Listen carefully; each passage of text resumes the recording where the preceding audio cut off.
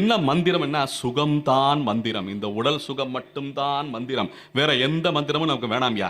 எனக்கு 4 வேளை சோறு கிடைச்சு நல்ல நகை நட்டுகள் போட்டுக்கிட்டு 4 பேர் நம்ம கண்ணு வைக்கிற அளவுக்கு என்ன நம்ம வண்டி வாகனத்தோட பங்களா கட்டி வாழ்ந்தா போதும்யா. அப்படித்தானே இருக்கும் எல்லாமே, அப்படித்தானே இருக்கும். அப்ப என்ன அர்த்தம்? நம்ம இன்னும் வாழ்க்கை தத்துவத்தை, இந்த பிறவி பயனை பெறவில்லை.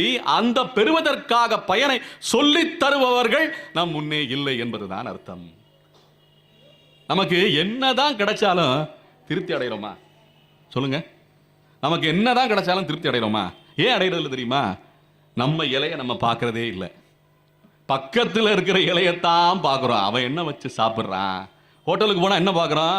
இன்னொருத்தன் இலைய என்ன வச்சு ரகரகமா சாப்பிட்றான். நமக்கு வயிறு என்ன முட்டை சாப்பிட்டு முடிஞ்ச உடனேயும் அவன் அதை சாப்பிட்றான். அதை விட்டுட்டோமே. நம்ம அங்கே ஒரு பூரி வச்சுக்கிட்டு ஏதோ தொட்டுக்கிட்டு சாப்பிட்றானே, அதை நம்ம சாப்பிடாம விட்டோமே. அடுத்த தடவை அதை சாப்பிட்டே ஆகணும். இப்படித்தான் நம்முடைய போட்டி. இன்னொரு ஏன் சொல்றேன்னா, சாப்பாடுக்கு மட்டும் சொல்லல, பொதுவாகவே சொல்றேன். இன்னொருத்தனை பார்த்து நாம் திருப்தி அடையவில்லை. நம்மளை பார்த்து நம்ம திருப்தி அடைஞ்சிடலாம். ஆனா இன்னொருத்தனை பார்த்து பார்த்து பார்த்து அந்த காம போட்டியிலே நாம் இறங்கி இறங்கி திருப்தி அடையாமல் இருப்பதினாலே தான் இந்த கோவில் பராமரிப்பு சரியாக இருக்கின்றதா இல்லையா என்பதை நாமே யோசித்து பார்க்க வேண்டும்.